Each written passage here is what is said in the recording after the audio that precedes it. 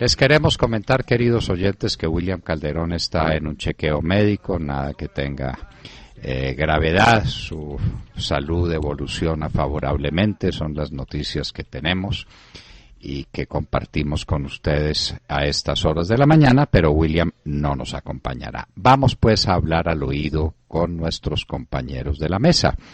Y al oído, ¿cómo les pareció lo que les conté esta mañana?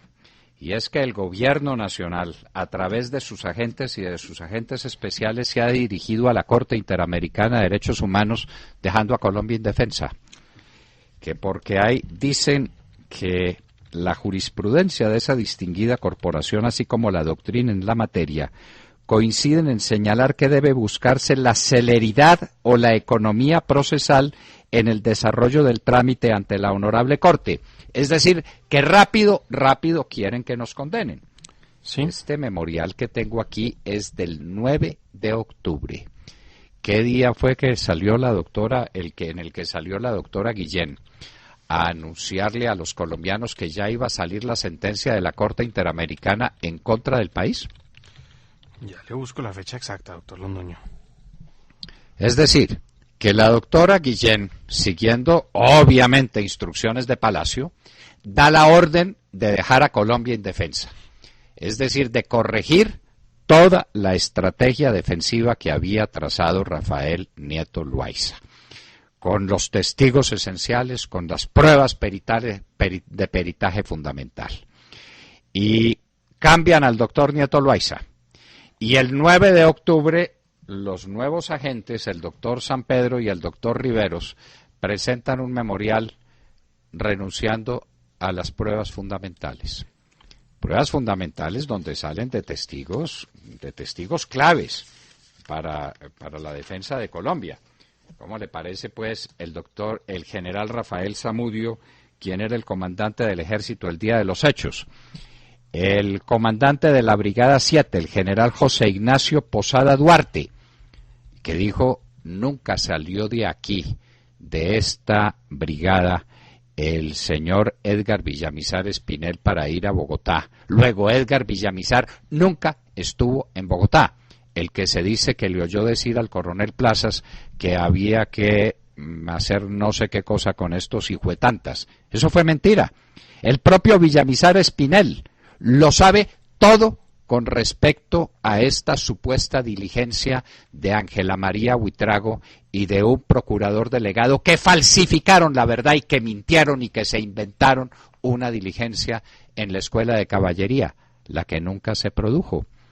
El comandante del batallón Vargas de Granada Meta, Ariel Valdés Gil, el coronel de policía Pedro Antonio Herrera Molina, y magistrados que fueron liberados por el ejército en esa fecha aciaga y que vieron morir y casi que recibieron entre sus brazos al magistrado Urán, como Samuel Buitrago Hurtado, como Reinaldo Arciniegas, como Gaspar Caballero, y además la juez sin rostro que condenó al M-19 diciendo que el ejército no había sido culpable de los incendios y de las atrocidades que se cometieron al interior de Palacio. Y todos estos testimonios a esos testimonios renuncia la nación. ¿Ustedes entienden que eso tenga algún sentido? Eso lo que es un error procesal, doctor Londoño, una persona. No, pues un error procesal, no. Esto es más que un error procesal, esto es una traición a los intereses de Colombia. Claro, ¿qué hay detrás de eso? ¿Qué hay detrás de eso? ¿Qué hay? Alguien en el alto gobierno, que debe ser el presidente Santos, quiere que condenen a Colombia en la Corte Interamericana de Derechos Humanos, sin respetar los derechos de personas que están siendo juzgadas en ese momento. ¿Será que desde la Corte va a salir la orden de volver a iniciar el proceso y de condenar a ciertos oficiales del Ejército y de la Policía de Colombia, que fue lo que se hizo, por ejemplo, en el caso de los contrabandistas que fueron muertos en el Bajo Magdalena por miembros de las autodefensas? Los 19 comerciantes, doctor. Contrabandistas. Perdóneme que corrija, usted podrá decir 1000 veces que son comerciantes, ¿Cuáles eran las mercancías que esos comerciantes llevaban, Alejandro? No, doctor, es que le estoy diciendo que para la Corte Interamericana de Derechos Humanos se trataba de 19 comerciantes. Bueno, tiene toda la razón usted. No le entendí bien su punto de vista. Está claro, eran 19 comerciantes, eran 19 contrabandistas. Esa sentencia le costó la vida al general Faruk Yanine Díaz, que había sido absuelto en todas las instancias en que fue investigado en Colombia, entre otras razones porque no estaba en esa brigada en el momento en que se cometieron estos homicidios por parte de las autodefensas. Estaba en la Escuela Militar de Bogotá y, sin embargo, la Corte Interamericana dio al país la orden de iniciar el proceso para condenar al general Faruk Yanine Díaz. ¿Es eso lo que se quiere? Quieren volver a reabrir procesos que ya están cerrados en contra de los militares que participaron defendiendo a Colombia en esas horas amargas, que participaron en la reconquista del Palacio de Justicia que estaba en manos del M-19 financiado por Pablo Escobar. ¿Va eso para allá? Dejar sin defensa, por supuesto, al coronel Plazas Vega, porque las personas que demuestran que el único testigo en su contra, el único testigo en su contra, un cabo que supuestamente había salido de Granada Meta para Bogotá, el cabo Villamicer Espinel, nunca estuvo en Bogotá y nunca participó en la supuesta reunión, en la supuesta diligencia judicial de la Escuela de Caballería con la doctora Ana María Buitrago. ¿Y se renuncia a esa diligencia? A ver, ¿será que el doctor San Pedro nos cuente? Esperamos, compañeros de la mesa, que podamos hablar con él. Porque pues este es un hecho público y notorio. El primero, un memorial dirigido a la Corte, diciendo, no quiero estas pruebas. ¿Para qué? Y lo segundo, la declaración inmediata de la doctora Guillén diciendo, nos van a condenar. De quien hemos cuestionado mucho el tema de la experiencia, ¿no? No, pues que la ninguna experiencia en baranda, dijéramos. Bueno, pero ¿a ustedes no les recuerda un poco la doctora Guillén a la canciller cuando también habló de lo que venía y de la decisión salomónica? Lo que no entiendo es por qué la solución para la señora Guillén, que da por hecho que va a haber una condena, es que el Estado, dice ella, debe estar preparado para una condena, que la misión es atenuar los impactos negativos de esa eventual condena, y entonces dice que el Estado va a reconocer culpas. ¿Qué hay ahí? O sea, ¿esa es la solución ante una eventual condena? Pregunto, ustedes que son abogados, señores. Pues obviamente la solución no es esa. La solución era defender a Colombia, defender las fuerzas militares, defender la policía, y el doctor San Pedro renuncia a todo eso. Entonces nos pone en manos de las pruebas que constan en el expediente, que son las acusaciones de los familiares de las víctimas diciendo que los vieron salir del Palacio de Justicia, cuando eso es mentira. Nadie los vio. Y eso lo demuestra la última sentencia del Tribunal Superior de Bogotá, cuando de 11 desaparecidos le dejó al coronel Plazas dos encima, y dos encima que además no son ningunos desaparecidos, porque Carlos Augusto Rodríguez Vera nunca salió con vida del Palacio, probablemente porque tampoco estuvo en el Palacio durante la toma. Y la guerrillera, que sí salió con vida, no estaba en manos del coronel Plazas y no lo estuvo nunca, y esa no era su responsabilidad. Los hechos del Palacio de Justicia, este que tenemos en nuestras manos, es una bomba atómica contra la presidencia de la República. Esto es, la doctora Guillén es responsable de lo que está pasando, y el doctor San Pedro y el doctor Riveros, ¿cómo se atreven a cambiar la línea argumental y la línea defensiva de Rafael Nieto Loaiza, dejándonos en la calle, dejándonos sin defensa? Quieren que condenen a Colombia. Eso nos va a costar unos 50 millones de dólares. Bueno, este gobierno que está tan rico girará el cheque y no le importará, ¿no? ¿Y qué pasa con los oficiales del ejército y de la policía? ¿Será que la Corte Interamericana ordenará reabrir los procesos contra los que todavía estén vivos?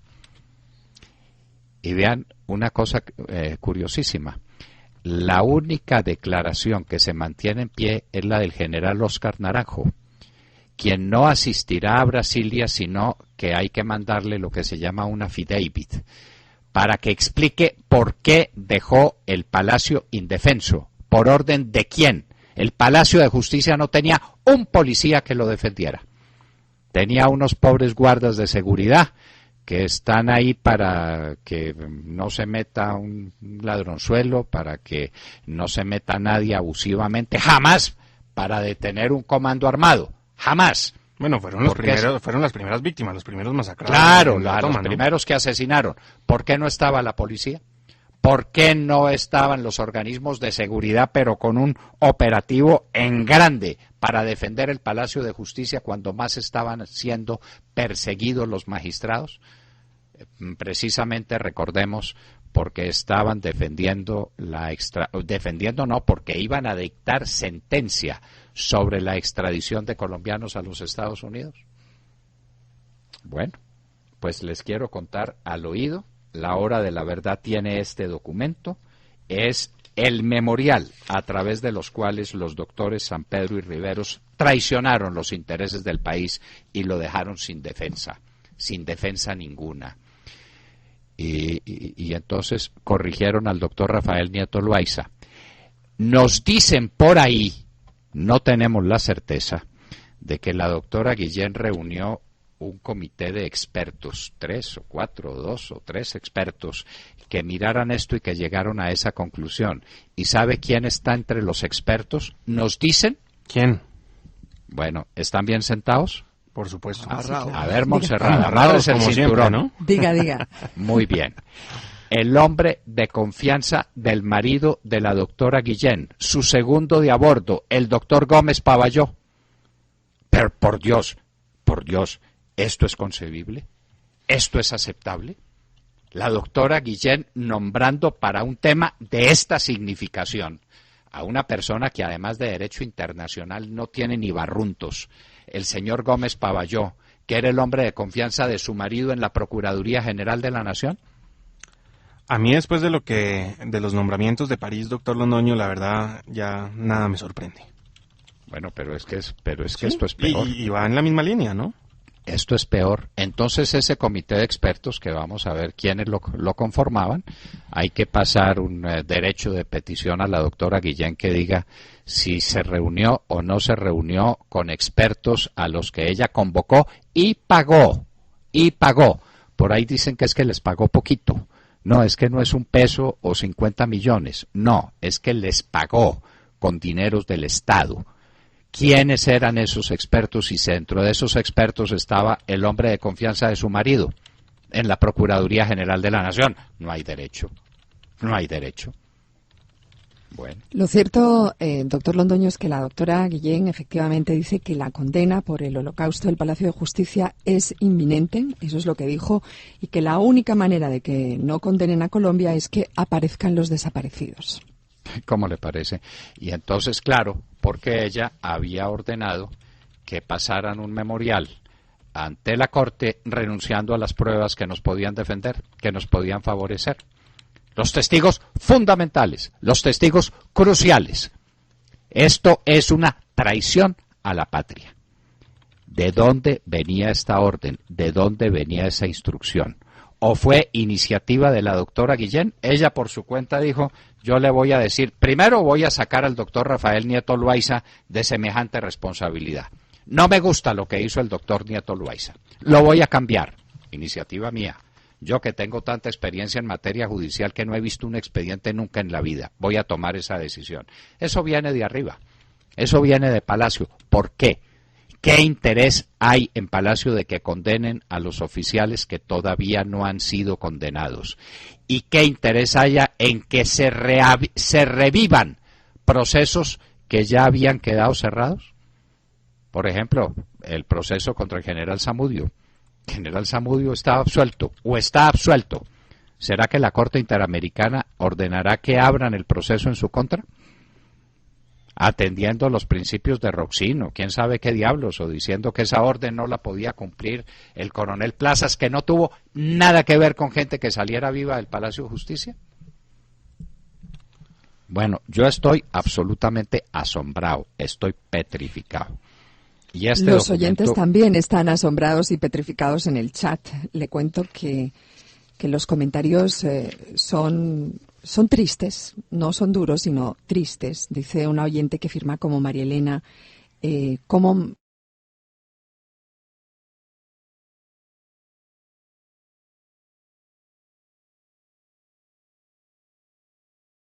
lo peor de todo, dice Navarro a la puerta de la presidencia, porque este sí es el mundo al revés, ¿no?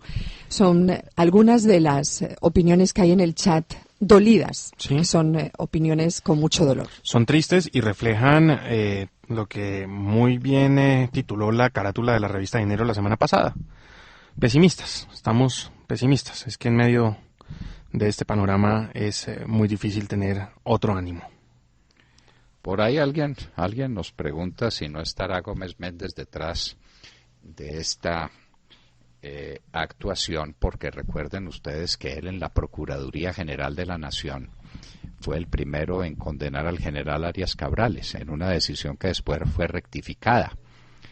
Y entonces ahora querrán la condena definitiva contra el general Arias Cabrales, la condena definitiva del coronel Plazas, del general Zamudio, probablemente la condena de Delgado Mayarino, el director de la policía, porque puede venir la orden de la Corte Interamericana a todos los oficiales, a los que están vivos, porque pues me imagino que a los muertos no los harán resucitar para que los condenen.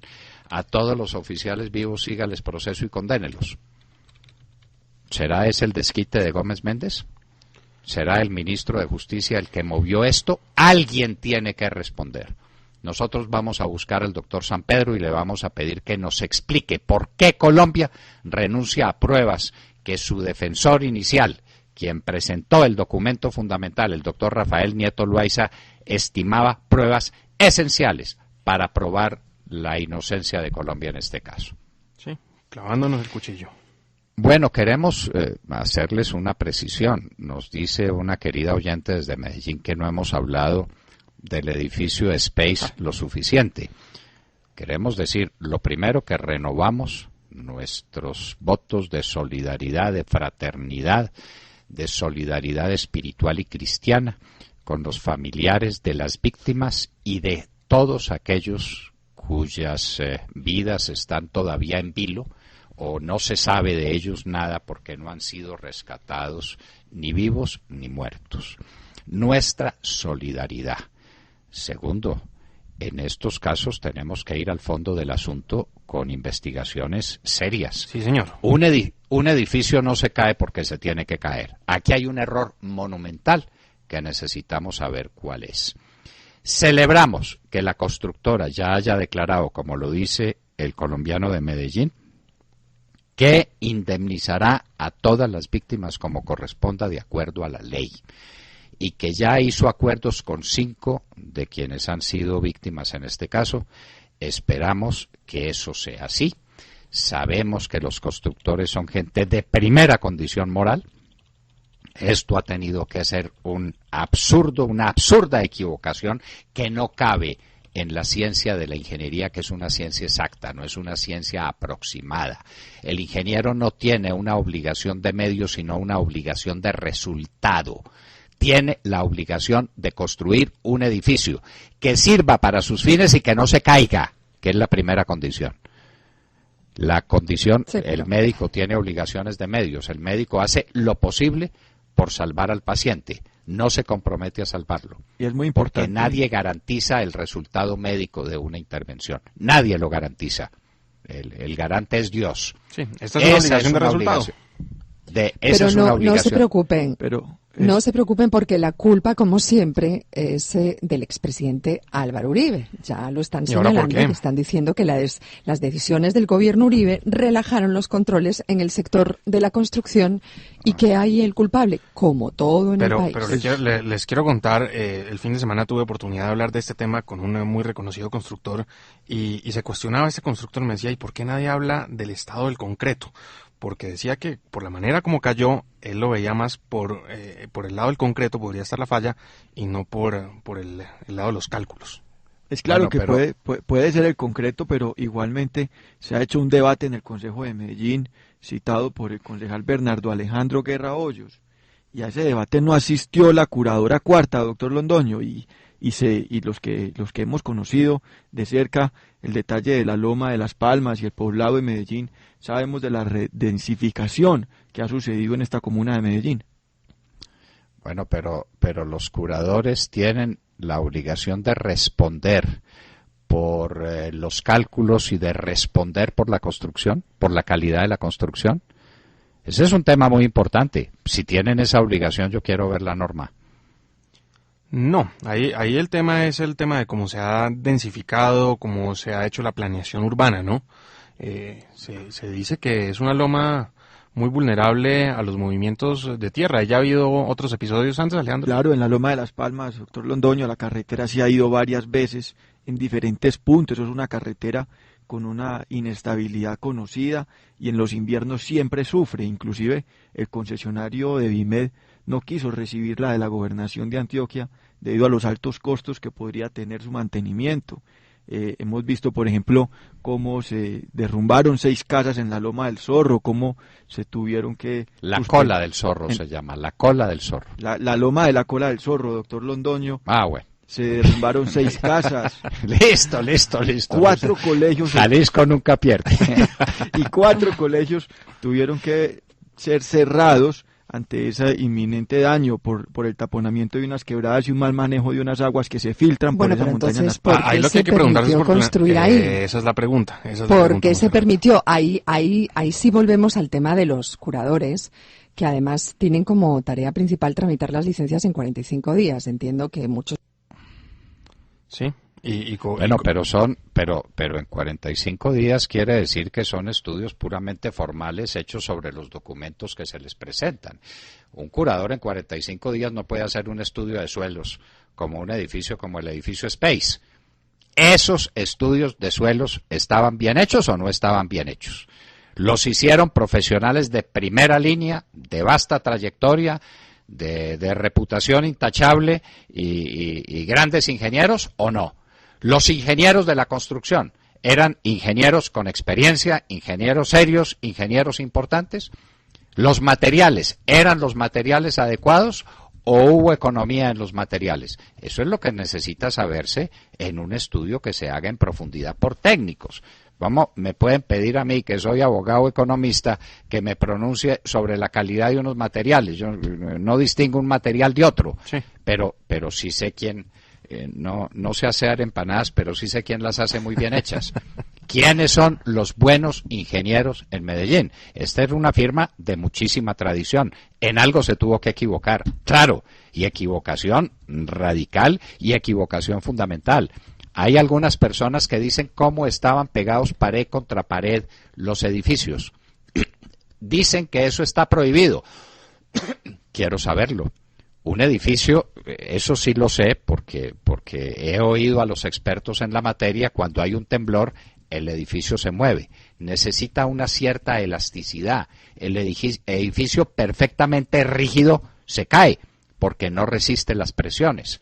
El edificio tiene que tener un nivel de movimiento. Esa técnica de pegar pared con pared, porque la torre quinta se va a caer o hay que tumbarla porque no resistió el impacto que le produjo la caída de la torre 6. Sí, fue muy afectada por la otra torre. Bueno, porque estaban pegadas la una contra la otra. ¿Eso está bien o está mal? ¿Quién hizo esos diseños de esa manera? Eso, pues, en fin, eso es un tema eminentemente técnico que no se puede demorar. Entre otras, para tranquilidad de la gente que tiene sus casas, que tiene su patrimonio, que tiene su apartamento en zonas colindantes.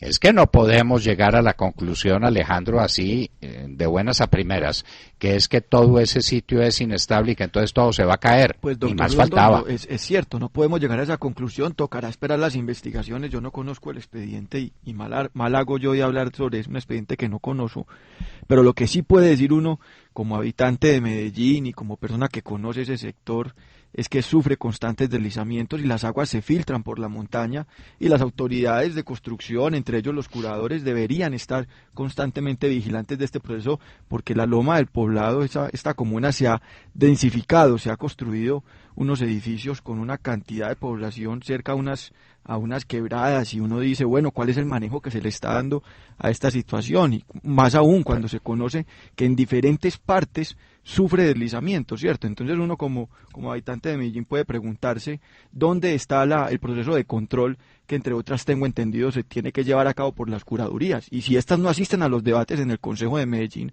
a donde se les cita para que respondan, pues uno puede decir que, digamos, cuál es el control político de los cabildantes en este caso, si las autoridades a las que tienen que responder por este tipo de cosas no van a los debates.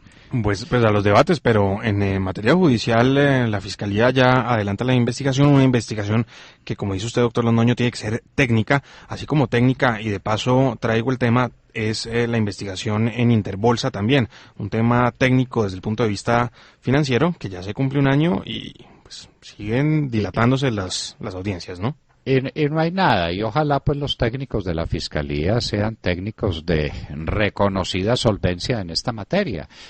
Pues yo que no soy ingeniero, pregunto dónde está la ingeniería de suelos. Claro. La ingeniería de suelos es una de las ciencias más importantes de la ingeniería. A mí no me diga que levantaron el Poblado y que el Poblado se va a caer porque no hubo ingenieros de suelos. En Medellín, por Dios, donde pueden estar los mejores ingenieros del país. Es que la tradición de Medellín en materia de ingeniería es una tradición larguísima. Ingeniería y minas. Integral es la empresa, ha sido la empresa de consulta más importante de Colombia durante muchísimos años. Entonces, no me diga pues que es que son los principiantes. Los mejores ingenieros de Colombia pueden estar en Medellín. A mí no me vengan con el cuento de que han edificado todo un barrio en un sitio que se va a caer. Ni más faltaba. No lo creo. No lo creo porque creo en la ingeniería antioqueña y en la ingeniería de Medellín. Que aquí hubo una equivocación monstruosa, claro que la hubo. Y necesitamos saber dónde está. Entre otras, para tranquilidad de toda la gente que tiene su patrimonio en zonas aledañas. Esto hay que resolverlo y hay que resolverlo rápidamente. Y entre otras, si la decisión es que no se vuelve a construir un edificio en ese lugar, pues entonces es una decisión. Y los que tienen lotes, pues que los dediquen a poner jardines y no sé a qué, o que los vuelvan zona de ganado, yo no sé qué. Porque todavía quedan zonas por edificar en ese lugar, pero que lo que se edificó quedó mal construido, no me digan eso. No, me resisto a creerlo. Y esto tiene una gravedad inmensa. ¿No les parece? Completamente, doctor Londoño, y es un tema de nuevo de confianza de la gente, ¿no? Se mina la confianza de la gente y eso no debería ser así. Que no existe, Sergio, que no existe, y ya mucha gente está muy nerviosa y lo vemos todos los días en los noticieros, cuando ven una grieta en su casa ya creen que su edificio se va a caer. No hay confianza, se está perdiendo hasta en la construcción, es gravísimo. ¿De quién es la culpa? La gente quiere saber quién es el responsable para que no vuelva a ocurrir, si los curadores, si no hubo examen de estudio de suelos, lo que sea, pero no es normal y no sirve lo que dijo la señora de Camacol, Sandra Forero, que no, que eso es un caso aislado, que en Colombia se construyen muchos edificios y bueno, esto no pasa muy a menudo, pero son vidas humanas, esto es gravísimo. Eso es como cuando se cae un avión. Sí, hay vuelos, miles de vuelos, cientos de miles de vuelos todos los días. Es un edificio. Pero, pero cuando se cae un avión se investiga qué pasó para que no se vuelva a repetir y la confianza no se mine, ¿no? Es que los aviones no se caen. A los aviones alguien los tumba. Sí. O los tumba alguien que no le hizo las correcciones técnicas que le tenía que hacer.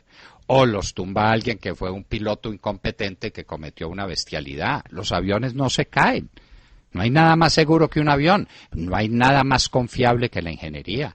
Y la ingeniería antioqueña, repetimos, es la mejor del país. No hay otra mejor. Puede que haya otras ingenierías de la misma condición y de la misma tradición.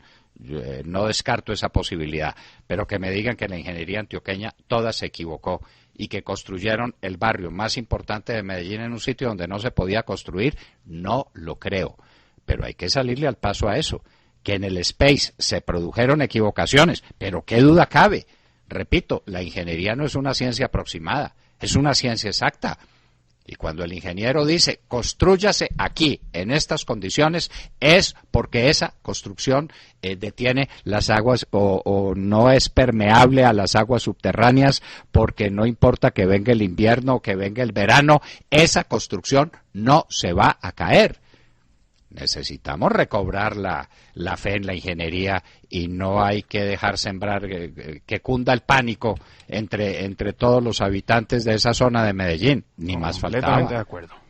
Ni más faltaba.